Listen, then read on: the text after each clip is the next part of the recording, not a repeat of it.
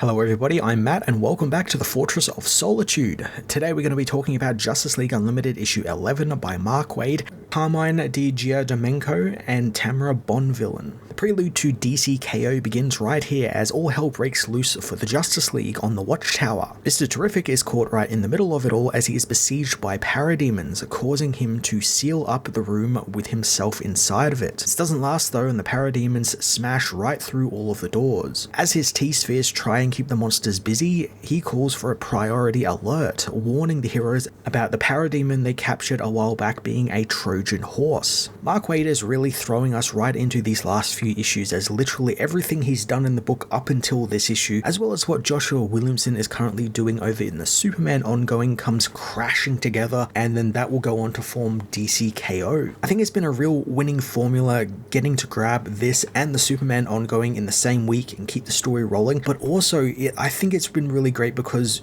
you don't actually have to read both of them. You do if you want the complete and unfiltered story, but it does a good job kind of taking each plot point from each of these books and putting them in each other so you never feel like you're missing out on anything. Flash contacts Michael, telling him that they have a problem of their own as Time Trapper's chronal bubble keeps getting bigger, despite Metamorpho working hard to stabilize his injuries. Mr. Terrific leaves him to his work as he meets with Thunder and Big Barda, warning them of what's coming, but it's too late as the horde of parademons overwhelm them quickly. Sprinting through the station with the parademons hot on his trail, Mr. Terrific contacts Red Tornado, who can't call for any backup since the Watchtower is being disintegrated as he speaks thanks to Time Trapper's chronal bubble, which has also disabled boom tube teleportation, meaning Michael is on his own to solve the problem. So I like this idea of Mr. Terrific having to coordinate all of these threats that are on the Watchtower right now himself and use his intellect to come up with a solution to solve each of them all together. He's not just fighting the threat head on, he's using his mind and his genius really well here to try and come up with something that takes them all out at the same time.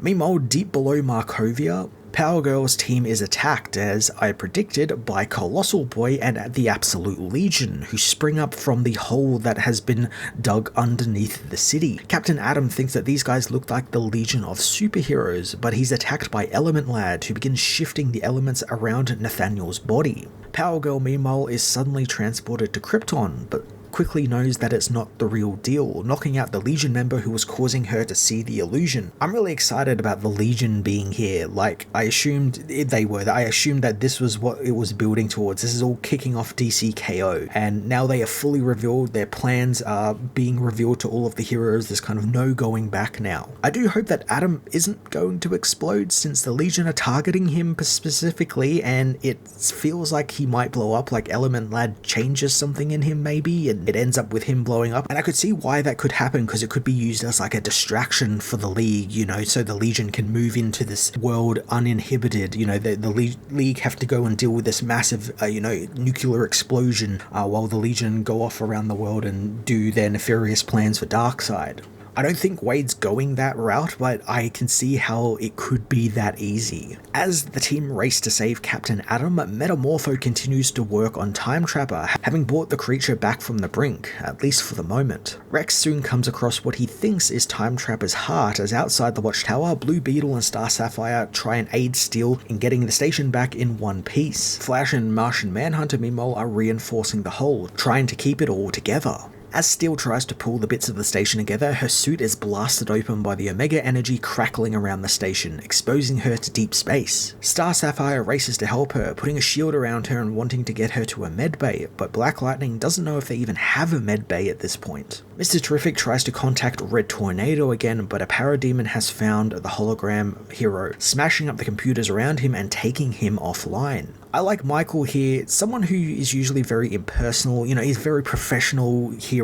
He starts calling Red Tornado by the nickname Reddy, and he hasn't done that, I don't think, up until now, and it's in a moment of peril, and there's a bit of a hint of a growing fond working relationship there between the two. He's seeing him a bit more as a friend than a partner or another hero he's got to team up with, and I quite like that. I've kind of really liked all of Mr. Terrific's characterization throughout all of this. this, and how he's becoming a bit more of an open person thanks to having a relationship with like Airwave, Red Tornado, and all of the other heroes because he works so closely with them now. In Markovia, Geoforce uses his powers to make the Absolute Legion all weigh a ton, causing them to fall deep into the pit they came from. Enraged by their assault, Captain Atom speeds after them, wanting to even the odds, but soon he is overcome by a dark madness. Luckily, Kageos frees him from the madness, using his change to grab Atom, pulling Nathaniel back up in time. The hero snaps back to his normal self, unsure of what came over him. So I have a theory of what this is. Obviously, it's related to Darkseid, and the theory I've got is that maybe that is Darkseid itself, like the darkness that's at the bottom of these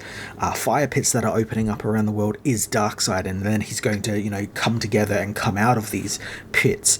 But another thing I really like, and I thought about, is that, like, what if that is like, because these are acting like sort of boom tubes from the absolute universe, so what if like going through into that universe makes a person, because it's a universe created by Darkseid, what if it starts making people go mad because they don't fit in with what Darkseid's rules for that universe are, which, as we've seen in the Absolute books, it's a hellhole of a universe. There's hate, there's rage, there's violence all throughout the Absolute universe. And what if like a hero going from the Prime universe over into that universe, like it drives them insane because they have to their body has to sort of adjust to that, and it can't because it's an unknown factor or something. Really cool idea.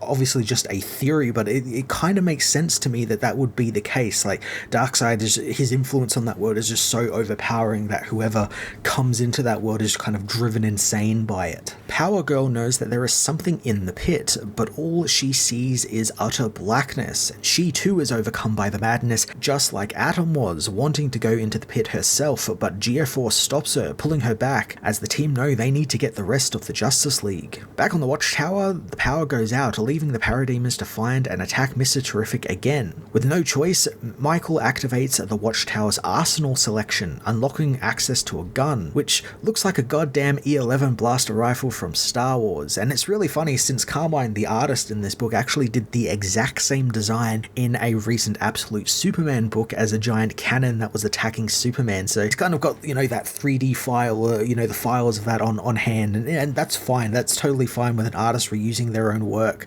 across books, and if it makes things easier, it makes things easier. Soon, Michael finds the Parademons aren't as mindless as he thought, as some use the weapons on him. As he runs from the monsters for a third time, he gets a report from Metamorpho, learning that Time Trapper is beginning to wake up, so he's almost done. Terrific screams for him not to wake Trapper up, calling Flash to meet him at the epicenter. Flash speeds towards Michael, who dives out of the way as Flash blasts the monsters with Speed Force energy, driving them back towards Time Trapper's chronal bubble and obliterating them. While this sequence was easy to follow, Michael is leading them back to Flash, who's going to then attack them. The way the powers are depicted and how it's kind of shown is weird, since it says the bubble is what defeats the Parademons, but it looks like it's just Flash blasting them with his Speed Force energy. Even stranger is since Terrific tells Flash to push them into the bubble. However, across this entire sequence, the bubble and, Metamorpho and Time Trapper are all behind them in the scene. You can see them in the art behind them. So they would have to push them that way behind them, not, out of panel. It's just a very odd sequence. And I just don't think maybe the locations of everything was kind of up in the air or something. I'm not entirely sure what happened there. As the Parademons are defeated, Time Trapper awakens, fully healed of his wounds as he absorbs the Omega energy around the station, reverting it back to normal. The heroes gather, confronting Time Trapper to demand why he is there, but before he can deliver his message he was meant to give them, Superman contacts the League, having returned from the 31st century with Booster Gold, warning the Justice League of Darkseid's imminent return. This was a great bit of connective tissue with the Superman ongoing. It had the same final page, just a different artist, as that Superman ongoing, except we get to see it from a slightly different perspective. It's handy too, since both books are now in exactly the same place, ready for DC KO, so if you're reading both or only one of them, you're practically all caught up on where everything is. Justice League Unlimited issue 11 was a fast-paced issue that kind of ran everything through the gamut and right up into the point where books are starting to have the exact same final page, all in an effort to build us up to DCKO, which begins later on this month. I really do like that this was Wade kind of culminating everything we've seen in the last couple of issues, as well as some stuff that he's been, fumbling around with for like issues since like issue 3, especially with the Parademon stuff, which I do feel probably should have been signposted a lot sooner than it was, since it was only really brought back in that last issue, in issue 10. But it all came together really well. It made for a really fun issue. I like the focus on Mr. Terrific trying to solve not just the Parademon problem, but the Time Trapper problem and the station falling apart problem all at the same time, and he's trying to combat this all with his intellect instead of his physicality. And of course, the Absolute Legion making their full Prime Earth debut as they openly attack the Justice League. It all makes for a wonderful issue and really gets you hyped for DCKO. I'm going to give this issue a 9 out of 10.